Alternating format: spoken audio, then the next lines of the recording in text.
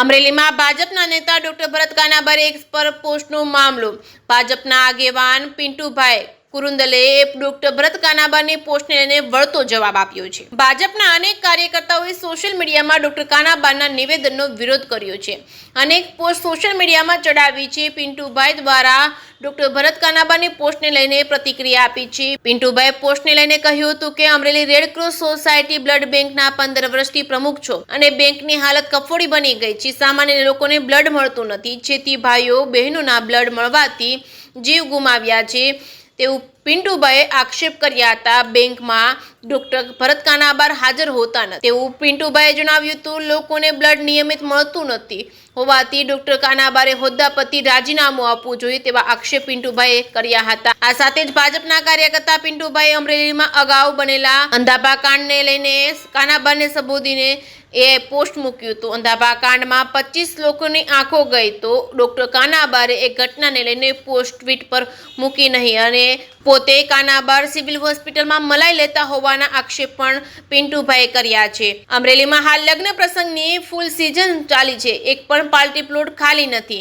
અમરેલી શહેરમાં વિકાસ થઈ રહ્યો છે. અમરેલી ભાજપના નેતા ડોક્ટર ભરત કાનાબારે એક પર અમરેલીનું નામ પડે એટલે કે છોકરીવાળા સીધી ના પાડી દે તે વાતને ભાજપના કાર્યકર્તા પિન્ટુભાઈએ નકારી હતી. હાલ તો ડોક્ટર કાનાબારના પોસ્ટને લઈને ખળભળાટ મચ્યો છે.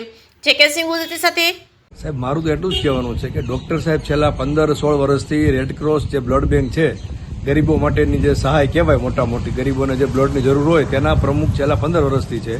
પણ તેમના દ્વારા બ્લડ બેંકમાં કશી પણ નવી સુવિધાઓ આપવામાં આવી નથી અને પોતે ક્યારેય પણ હાજર હોતા નથી અને લોકોને જે નિયમિત જ્યારે પણ બ્લડની જરૂર ત્યારે બ્લડ મળતું નથી. તેને હિસાબે ઘણી બહેનો અને ઘણા ગરીબ માણસોના જીવ પણ ગયેલા છે. તો પછી શા માટે તેને પોતે હોદ્દો લેવો જોઈએ, હોદ્દો રાજીનામું આપી દેવું જોઈએ તેમણે.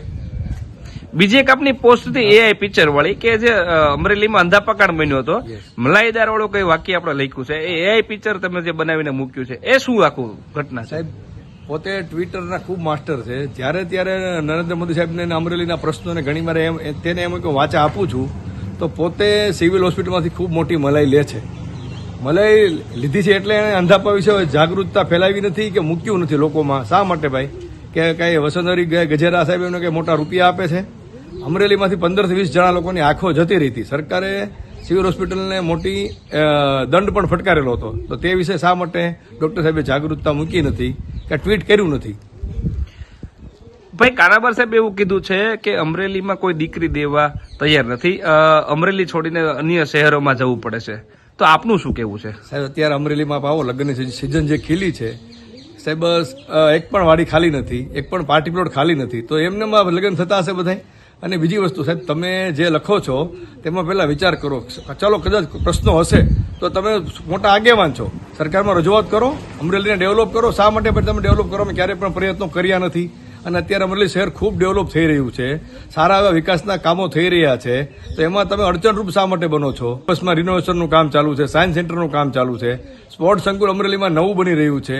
એવી જ રીતના આખા જિલ્લામાં વિકાસના કાર્યો ખૂબ મોટા પ્રમાણમાં ચાલુ છે. તમે ક્યારે પણ તેની મુલાકાત લીધી નહીં, ત્યારે ક્યારે પણ તમે તેનું ટ્વીટ કર્યું નથી. કેમ તમને આ વિકાસ દેખાતો નથી? લોકોને તો ખૂબ મોટો વિકાસ દેખાય છે, લોકોને આશા પણ ખૂબ મોટી છે કૌશિકભાઈ અને તેની ટીમ પ્રત્યે.